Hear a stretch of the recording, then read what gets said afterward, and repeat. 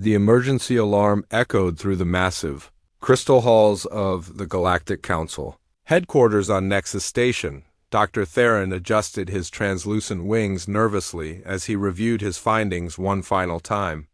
His people, the Nexari, had always prided themselves on their scientific accuracy, but these readings from the third planet of the Sol system seemed almost impossible to believe. The holographic projector hummed to life as delegates from 47 different species filed into the vast amphitheater. Their conversations created a symphony of clicks, whistles, and harmonic tones that the universal translators worked overtime to process. At the far end of the observer section, a single human sat quietly, wearing the simple blue uniform that marked him as Ambassador Reed from Earth. Theron's crystalline form shimmered with anxiety as he began his presentation. The first image that appeared was a satellite view of Earth, rotating slowly in the display field. To most species present, it looked beautiful with its blue oceans and white clouds, but Theron knew the deadly truth hidden beneath that peaceful appearance. Honored representatives, Theron's voice resonated through the chamber. I have completed the most comprehensive environmental survey of Terrasol 3 that our technology permits. The results are deeply troubling. The image zoomed in to show a massive volcanic eruption with lava fountains reaching kilometers into the sky. The planet contains regions where temperatures exceed 1,200 degrees Celsius.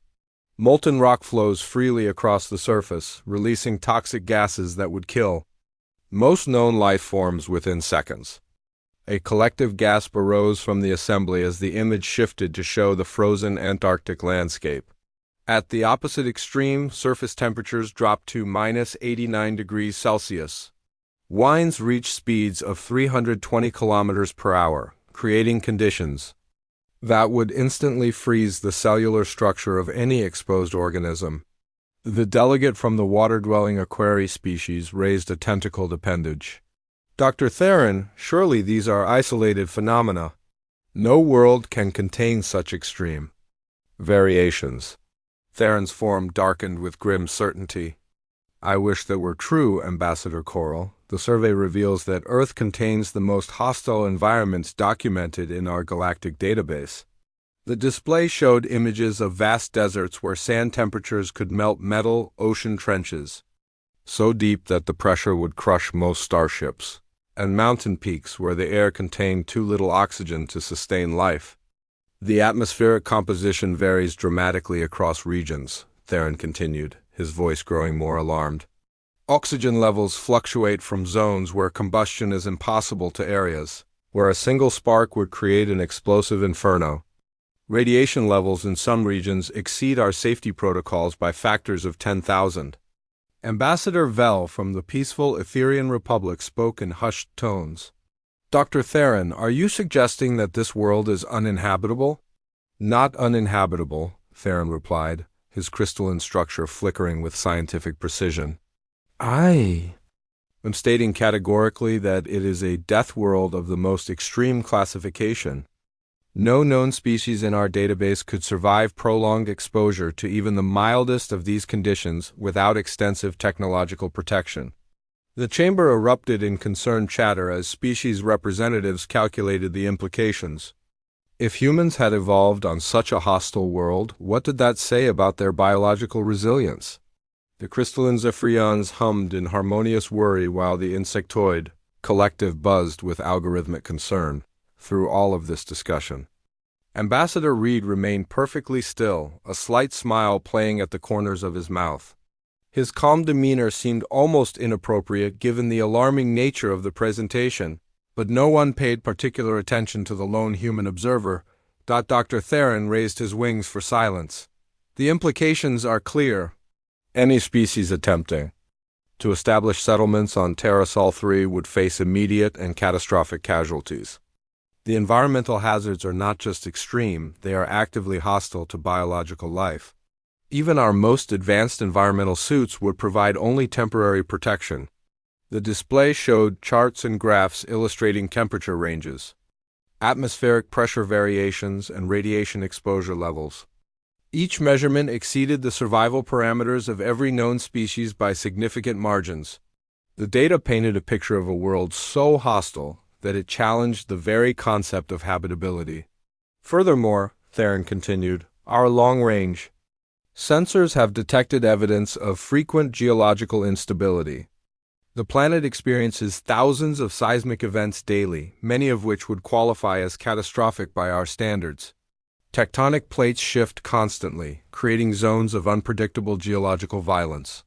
The Hive Collective representative, a creature resembling a walking mass of coordinated insects, chittered nervously. Dr. Theron, if these conditions are accurate, how did the humans survive their evolutionary development? Surely such an environment would prevent the emergence of complex life. Theron's form pulsed with scientific uncertainty. That question has puzzled our xenobiology department extensively. The only logical conclusion is that humans represent an evolutionary adaptation to extreme environmental stress that exceeds our current understanding of biological limits. As the presentation concluded, the chamber fell into worried silence. The implications were staggering. If humans had evolved to survive conditions that would kill every other known species, what did that mean for their expansion into the galaxy? The environmental challenges that prevented other civilizations from colonizing certain worlds would be trivial obstacles for a species adapted to such extremes. Finally, the council chairman, an ancient being whose species had achieved spaceflight millennia before humans discovered fire, spoke with grave authority. Ambassador Reed, the council recognizes that Earth is your species' homeworld, but in light of Dr. Theron's findings, we must discuss immediate protective protocols for any interspecies contact. Reed stood slowly, his movement casual and unhurried despite the tension filling the chamber. Honored Chairman, I appreciate Dr. Theron's thorough scientific work. His data appears quite accurate. He paused, glancing around the assembly with that same mysterious smile. However, I believe there might be some important context missing from his analysis. The human ambassador stepped forward into the speaking area, his ordinary appearance somehow more unsettling than before. With the council's permission, I would like to provide some additional perspective on these findings. Chairman Aldrich gestured. Formally, the council recognizes Ambassador Reed. Reed activated his personal display unit, and the chamber's holographic systems responded to his commands. Dr. Theron's environmental survey identified numerous extreme conditions on Earth. I don't dispute any of his measurements. His smile widened slightly. I'm simply curious about something, Dr. Theron. In your extensive research, did you happen to encounter any references to a place we call Antarctica? The question hung in the air like a challenge, and somehow every being present sensed that the humans' innocent inquiry was about to change everything they thought they knew about survival, adaptation, and the true meaning of environmental extremes. The massive display screen flickered to life with images that made the assembled alien representatives recoil in horror. Endless white expanses stretched across the holographic projection, broken only by howling winds that seemed to scream even through the silent display. Reed stood calmly beside the terrifying images, his casual posture a stark contrast to the obvious death trap he was showing them. This is Antarctica, Reed explained conversationally, as if discussing a pleasant vacation destination. It covers roughly 14 million square kilometers of our planet. The temperature regularly drops to minus 40 degrees Celsius, though it can get much colder. The wind speeds routinely exceed 200 kilometers per hour. Dr. Theron's crystalline form flickered with disbelief. Ambassador Reed, surely you are not suggesting that humans inhabit such conditions. Our instruments clearly indicate that biological tissue would freeze solid within minutes of exposure. Reed nodded agreeably. You're absolutely right. Unprotected exposure would kill a human quite quickly. He paused, seeming to consider this obvious fact. Which is why we bring shelter, heated clothing, and adequate supplies. We've maintained permanent research stations there for over a century. The silence that followed was profound. 47 different species tried to process the casual way Reed had just described surviving in conditions that would instantly kill every other known life form in the galaxy. The aquatic equerry delegates' gills fluttered in distress while the insectoid collective's members began clicking in rapid, nervous patterns. Permanent stations? Whispered Ambassador Vel from the Etherian Republic. You mean your people choose to live in such places? Well, they rotate shifts, Reed clarified helpfully, usually 8-month assignments. The isolation can be challenging, but the research opportunities are excellent. We've learned quite a bit about ice core analysis, atmospheric studies, and extreme weather patterns. The display shifted to show humans in heavy protective gear walking casually across ice fields that sparkled with deadly beauty. They moved with purpose and confidence, setting up equipment and conducting scientific observations as if the lethal environment around them was merely a minor inconvenience. Of course, Antarctica is just one example, Reed continued, his tone remaining maddeningly conversational. We have research stations in many similar environments. The deep ocean, high-altitude mountains, active volcanic regions. He gestured to the display as it showed humans working near erupting volcanoes, their heat suits allowing them to collect lava samples while standing mere meters from molten rock. Zephyrian, Delegate's harmonic voice cracked with strain. Ambassador Reed, are you claiming that humans voluntarily expose themselves to the lethal conditions Dr. Theron documented? Reed's smile widened. Voluntarily? Oh, that's an understatement. The display changed again, showing what appeared to be humans engaged in recreational activities. People were skiing down impossibly steep mountain slopes, diving into frozen lakes, and climbing vertical ice walls that would challenge the structural integrity of most alien spacecraft. These are what we call extreme sports, Reed explained cheerfully. Recreational activities that many humans pursue for entertainment. Ice climbing, polar marathons, volcano boarding, deep-sea diving. The participation rates are quite impressive, actually. Dr. Theron's voice barely registered above a whisper. Recreation? Entertainment? Absolutely. Take ice climbing, for example. The display showed a human scaling a frozen waterfall, using metal tools to pull themselves up a vertical surface while temperatures plummeted far below any safe biological threshold. Participants pay substantial fees to attempt these climbs. We have entire industries built around providing equipment and training for such activities. The chamber erupted in confused chatter as species representatives struggled to comprehend what they were seeing. The concept of deliberately seeking dangerous environments for pleasure was so alien to their risk-averse civilizations that many questioned whether the translation systems were malfunctioning. Reed waited patiently for the noise to subside before continuing. Perhaps I should mention our approach to what you might call environmental challenges. The display showed images of human settlements in locations that made the aliens' homeworlds look like paradise by comparison. Cities built in scorching deserts, communities thriving in Arctic conditions, and populations living comfortably at altitudes where most species would suffocate. This is Denver, Colorado, Reed said, indicating a sprawling metropolitan area. Elevation 1,609 meters above sea level. The air contains 30% less oxygen than at sea level, yet over 2 million humans live there permanently. They consider it a quite pleasant place to raise families. The Hive Collective representative began a rapid chittering sequence that the translators struggled to process. Finally, the meaning came through. Your species builds cities and environments that our atmospheric specialists classify as uninhabitable? Only if you need lots of oxygen, Reed replied with a shrug. Humans adapt pretty quickly to altitude changes. We have permanent settlements at elevations over 5,000 meters.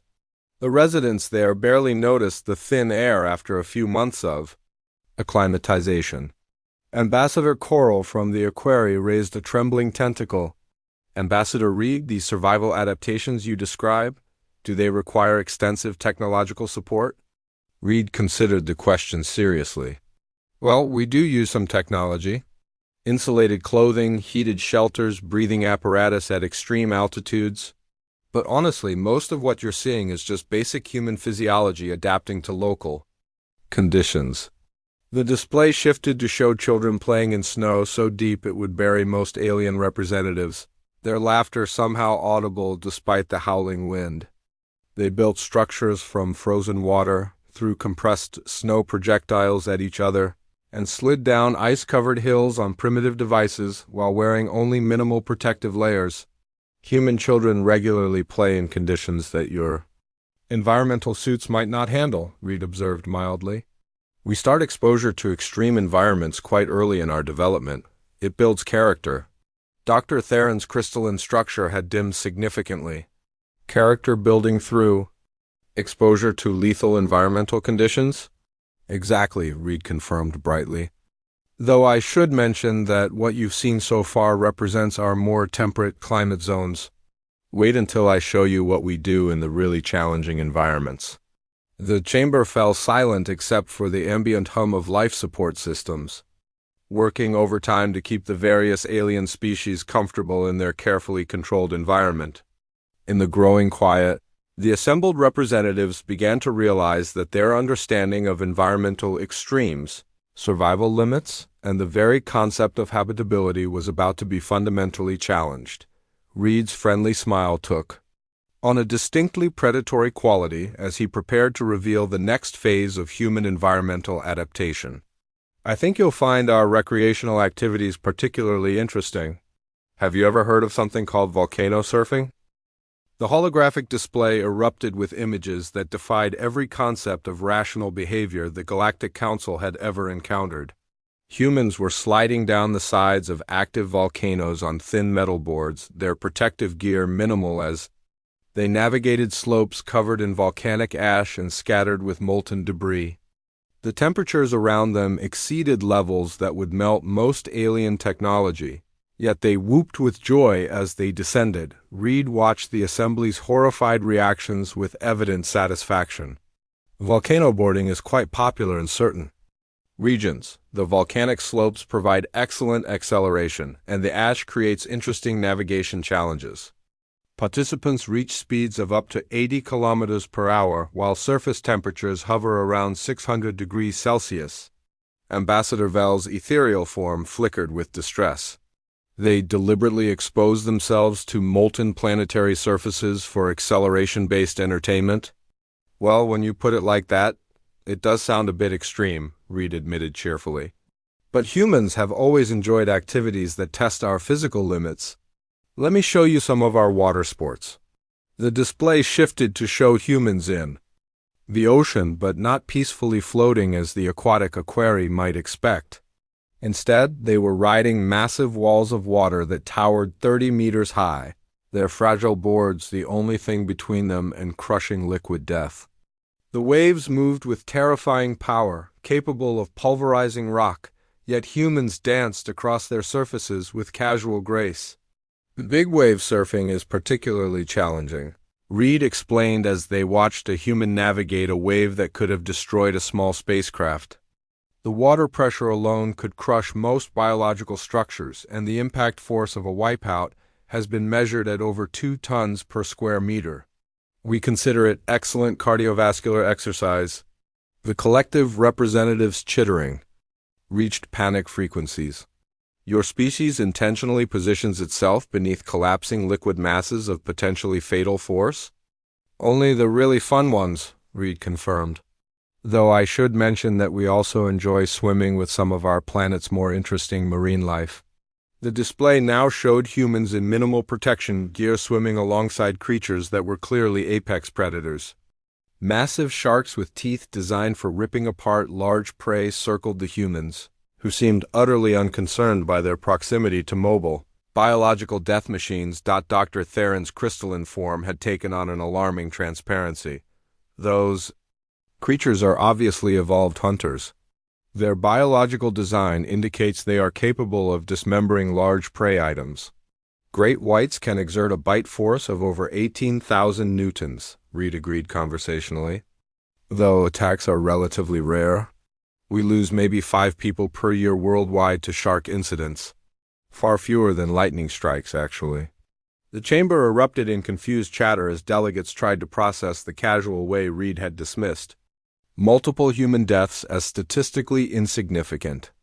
Their own civilizations went to extraordinary lengths to prevent any loss of life, yet humans apparently accepted recreational casualties as part of normal existence. Lightning strikes? Wheezed Ambassador Coral, her aquatic breathing apparatus. Working overtime, Reed nodded. Electrical discharges from atmospheric disturbances. They carry millions of volts and can instantly vaporize biological tissue. Earth experiences roughly 8 million lightning strikes daily. Humans caught in electrical storms consider it mildly inconvenient weather. The display showed humans continuing their outdoor activities while electrical bolts split the sky around them. Some were even deliberately positioned on high ground with metal equipment, seemingly oblivious to the deadly energy crackling overhead. Golf is particularly popular during thunderstorms, Reed observed. There's something appealing about the challenge of completing your game while managing electrical hazards, though we do recommend avoiding elevated areas when carrying metal.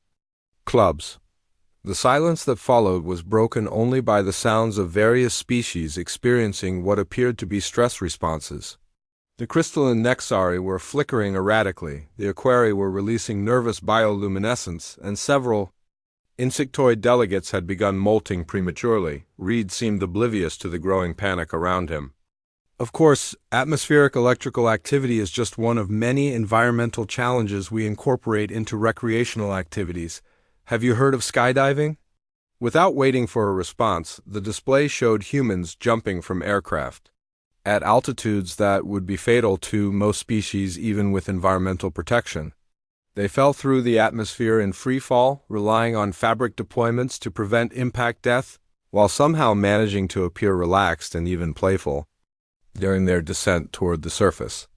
Approximately 3 million humans participate in skydiving annually. Reed continued as they watched people deliberately falling from heights that exceeded the operational ceiling of many alien spacecraft. The fatality rate is roughly 1 death per 100,000 jumps. We consider those odds quite acceptable for recreational activity. The Etherean Republic's delegate spoke in barely audible tones. 1 death per 100,000 attempts at survival. Well, it's not really about survival, Reed clarified. It's about the experience of free fall, the sensation of uncontrolled descent through atmosphere while maintaining cognitive function is apparently quite enjoyable. Many participants become what we call adrenaline addicts and seek increasingly challenging jumping conditions. The display shifted to show humans jumping from cliffs, bridges, and other elevated structures while attached to elastic cords that would either save them from impact death or snap under the stress and result in fatal collision with the surface. Below, their expressions during the fall showed clear evidence of pleasure rather than the terror that any rational being should experience. Bungee jumping adds the element of elastic rebound, Reed explained. Participants experience multiple direction changes and gravitational variations, while trusting their lives to manufactured cord tensile strength. The psychological impact of deliberately approaching terminal velocity is considered character building. Dr. Theron finally managed to speak, though his voice cracked with strain. Ambassador Reed, are you describing activities that your species pursues voluntarily, with no survival necessity or evolutionary benefit?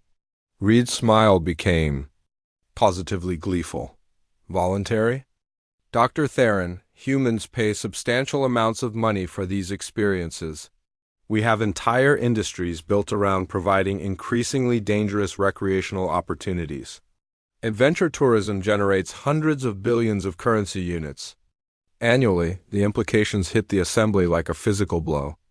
Not only did humans survive in conditions that would kill every other known species, they actively sought out even more dangerous situations and paid for the privilege of risking their lives for temporary entertainment. But surely, whispered the Zephyrian delegate, these are exceptional individuals with specialized training and equipment. Reed shook his head. Anyone with basic fitness levels can participate. We start children as young as 5 years old in many extreme sports. By adolescence, most humans have experienced multiple activities that would qualify as survival emergencies by galactic standards. The chamber fell into stunned silence as the full scope of human recreational behavior became clear. They were looking at a species that treated lethal environmental conditions as entertainment venues, that paid money to experience situations other civilizations would classify as torture, and that considered recreational fatalities to be acceptable. Statistical outcomes. Reed looked around the horrified assembly with evident satisfaction. Though I should mention that these are just our mainstream recreational activities. Wait until you see what we do competitively. The holographic display transformed into something that would haunt the dreams of every species present for cycles to come.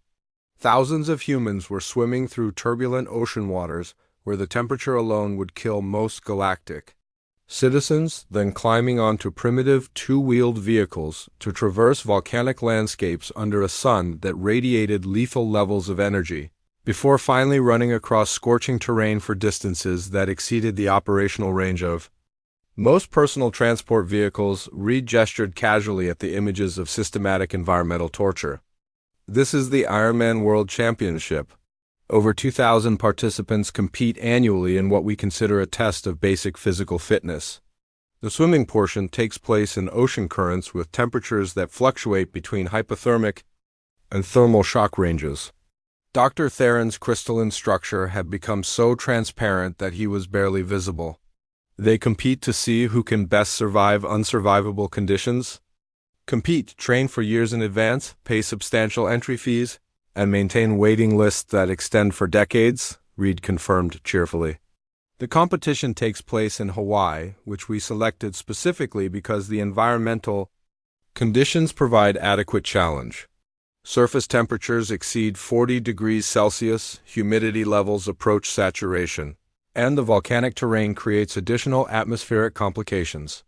The display zoomed in on individual competitors, whose faces showed determination rather than the terror that any rational being should experience. They moved through conditions that would require full environmental protection suits for other species, wearing only minimal clothing and appearing to actually enjoy the systematic destruction of their physical reserves. Ambassador Vell's ethereal form flickered weakly. How many survived this ordeal? Survival isn't really the issue, Reed replied, seeming puzzled by the question. The completion rate varies by year, but typically around 95% of participants finish within the 17-hour time limit. Those who don't complete the course usually withdraw due to minor technical issues rather than life-threatening situations. The chamber erupted in panicked chatter as delegates tried to process the concept of a 17-hour endurance trial through multiple lethal environments being treated as a recreational inconvenience. The Hive Collective began producing distress pheromones that triggered emergency air filtration systems throughout the station. 17 hours of continuous exposure to fatal environmental conditions? Chittered the collective representative. Reed nodded. Though that's actually the amateur competition. Professional endurance athletes compete in much more challenging events. The display shifted to show humans running across vast desert expanses, where the sand temperature could melt metal and the sun exposure would blind most species within minutes. The Badwater Ultramarathon covers 217 kilometers through Death Valley during midsummer.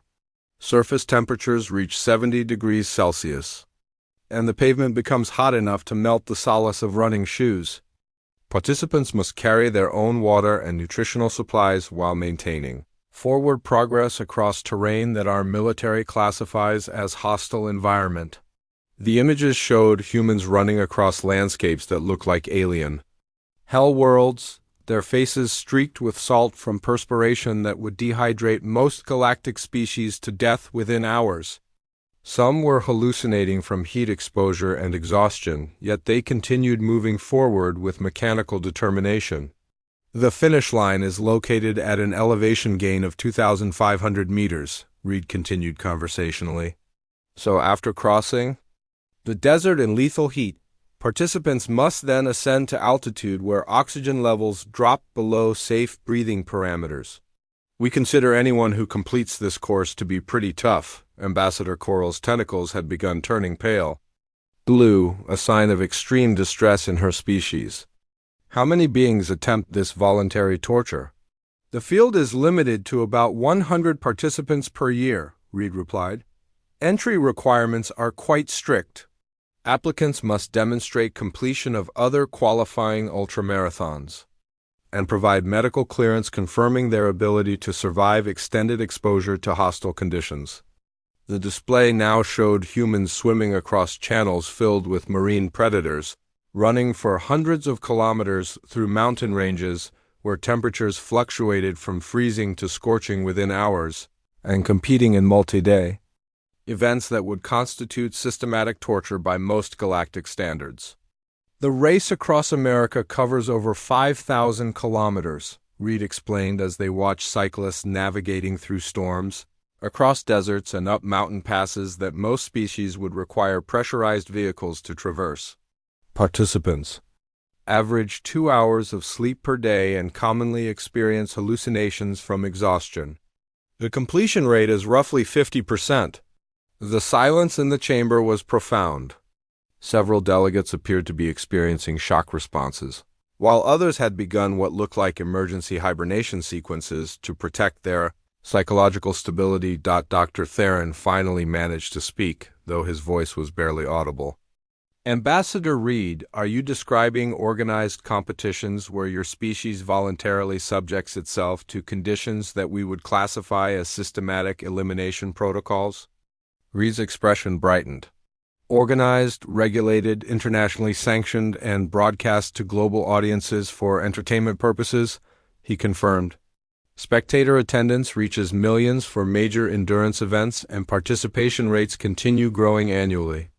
The display shifted to show humans engaging in combat sports where they deliberately struck each other with enough force to cause tissue damage and bone fractures, all while crowds cheered their voluntary mutual destruction.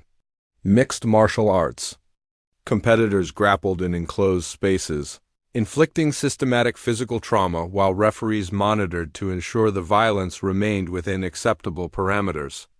Combat sports add the element of direct physical confrontation, Reed explained as they watched humans methodically damaging each other's bodies for entertainment. Boxing, mixed martial arts, and various fighting disciplines where participants attempt to render their opponents unconscious through applied force. Brain trauma is considered an occupational hazard rather than a safety concern. The Zephyrian delegate's harmonic voice had become a discordant wail. They deliberately inflict cranial damage for recreational purposes? Well, brain injury is more of a side effect than a primary goal, Reed clarified. The objective is usually to demonstrate superior fighting technique through systematic application of controlled violence. Though I should mention that we've developed entire categories of extreme sports that make traditional combat look relatively safe. The display now showed humans jumping from aircraft without any apparent safety equipment, climbing vertical rock faces thousands of meters high with minimal protection, and racing vehicles at speeds that would be fatal in any collision, while deliberately competing in close proximity to other equally dangerous vehicles. Free solo rock climbing involves ascending vertical stone faces without ropes or safety equipment, Reed explained as they watched a human climbing a cliff wall where a single mistake would result in certain death. Participants rely entirely on grip strength and route-finding ability, while managing psychological pressure from the knowledge that any error results in fatal impact with the surface below. The chamber had become eerily quiet except for the sounds of various species experiencing what appeared to be collective psychological breakdown. The concept of deliberately removing safety protocols from already dangerous activities was so fundamentally alien to their survival-oriented mindstates that many delegates were entering catatonic states. Reed surveyed the devastated assembly with satisfaction. Of course, these are just our individual competition categories. Wait until you see what we do when we organize team-based extreme sports. The implications of humans working together to create even more dangerous recreational activities hung in the air like a threat, and somehow every being present understood that they had only begun to glimpse the true scope of human recreational extremism. Reed paused the display and turned to face the assembly of traumatized alien representatives. His expression had shifted from cheerful presentation mode to something more serious, though the slight smile never quite disappeared. The chamber remained silent except for the ambient sounds of life support systems working overtime to maintain safe atmospheric conditions for 47 different species who were all questioning their understanding of survival, adaptation, and the very nature of intelligent life. "Honored delegates," Reed began, his tone taking on a more formal quality, "I believe we need to address a fundamental misunderstanding about human environmental requirements and behavioral patterns." Dr. Theron's crystalline form flickered weakly as he attempted to process everything he had witnessed. "Ambassador Reed, the activities you have described appear to contradict every principle of evolutionary survival behavior. No species should actively seek conditions that threaten its existence," Reed nodded thoughtfully. "That's exactly the point I want to clarify. Dr. Theron, you conducted an environmental survey of Earth and identified areas of extreme environmental stress. What you failed to recognize is that these conditions represent perhaps 1% of our planet's total surface area." The implications began to sink in as Reed activated a new display showing Earth's major population centers. Sprawling cities housed billions of humans in environments that looked almost paradise-like compared to the hellish conditions they had been observing. Temperate forests, peaceful rivers, and gentle agricultural landscapes stretched across vast continents where humans lived in apparent comfort and safety. The environments that alarm you most, the volcanic regions, polar ice caps, deep ocean trenches, and scorching deserts, these are not where humans live, Reed continued. They are where we go for vacation. The silence that followed was deafening. Ambassador Vell's ethereal form flickered as she tried to process this revelation. "You mean the lethal conditions we observed are recreational destinations?" "Precisely," Reed confirmed. "A human family might live comfortably in a suburban home, with controlled temperature, abundant food supplies, and minimal environmental stress. Then, for entertainment, they might spend their holiday climbing mountains where the air is too thin to breathe, or swimming in waters cold enough to stop cardiac function, or hiking across deserts where surface temperatures exceed safe exposure." Linnets. The display showed families with young children engaging in what other species would classify as survival emergencies, all while laughing and taking pictures to commemorate their voluntary exposure to environmental extremes. Children were building shelters in snow that would kill most alien species, while their parents taught them navigation techniques for desert crossings that would challenge military survival specialists. The conditions that concern you most: temperature, variations, atmospheric pressure changes, radiation exposure. These aren't obstacles we've learned to overcome, Reed explained patiently. They are the baseline environmental parameters we evolved to thrive in. A human child playing in what you consider a lethal desert is more environmentally adapted than your most advanced survival technology. Dr. Theron's voice cracked with scientific confusion. Then the implications for human expansion into galactic territory would be rather like moving from a war zone to a luxury resort, Reed finished helpfully. Most worlds you consider marginally habitable would be paradise colonies. For human settlement, the planets you've marked as too dangerous for colonization due to environmental extremes, we would classify those as temperate and pleasant. The chamber erupted in panicked discussions as species representatives frantically calculated the implications. If humans considered the most hostile environments in the galaxy to be comfortable living spaces, what did that mean for territorial boundaries, resource allocation, and the fundamental balance of galactic civilization? Reed waited patiently for the chaos to subside before delivering the final revelation. "There's one more thing I should mention about human environmental adaptation.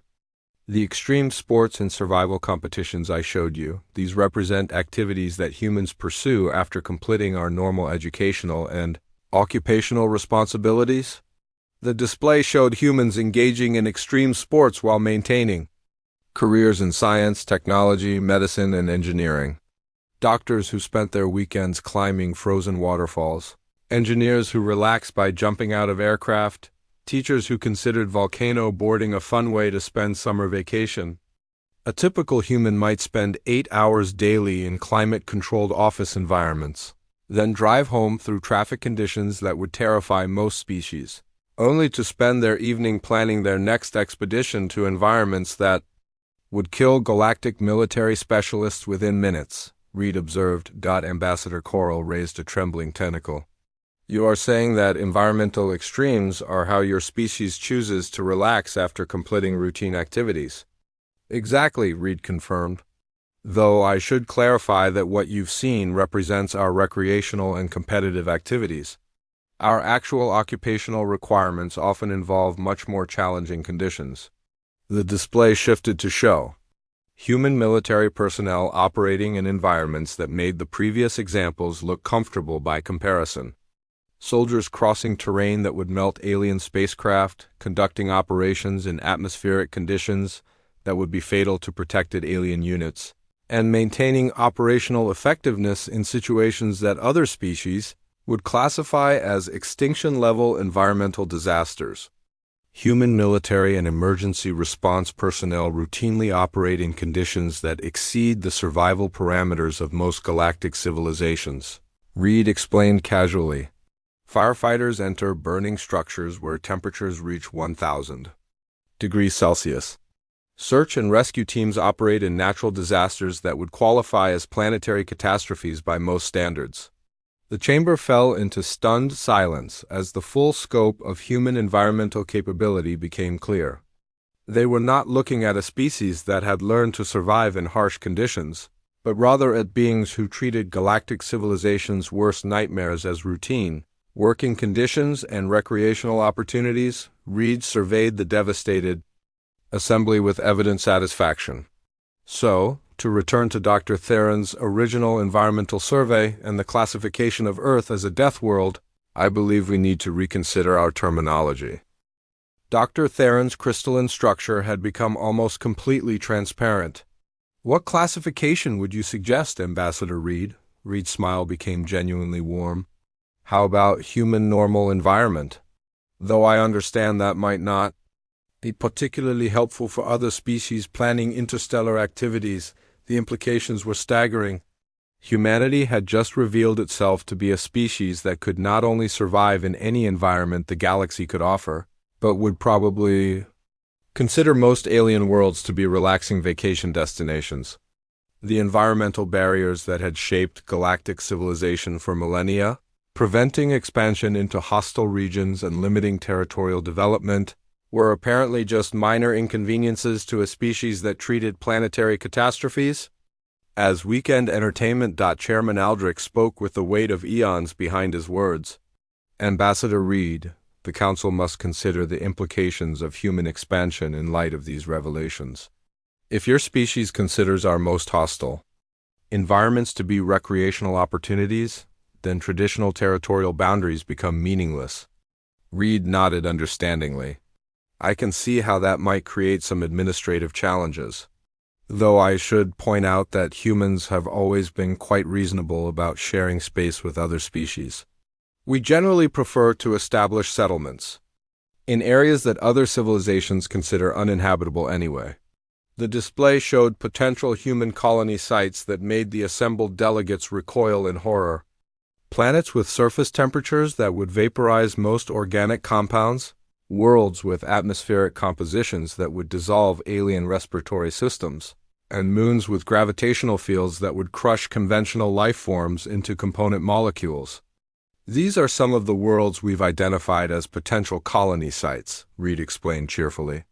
The high-radiation environment of Kepler 442c would provide excellent conditions for certain types of manufacturing.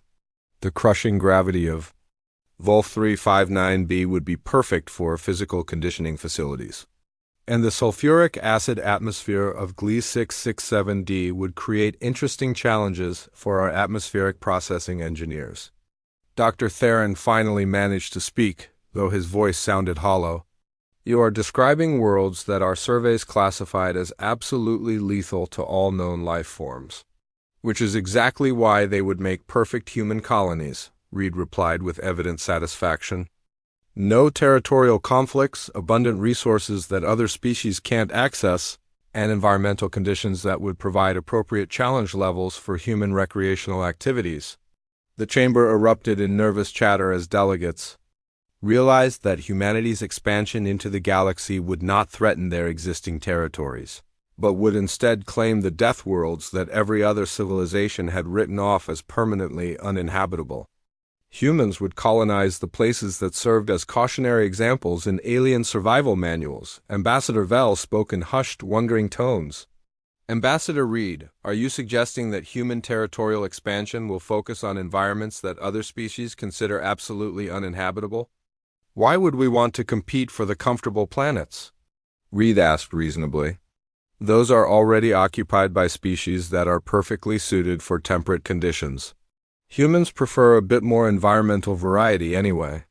The implications hit the assembly like a physical blow.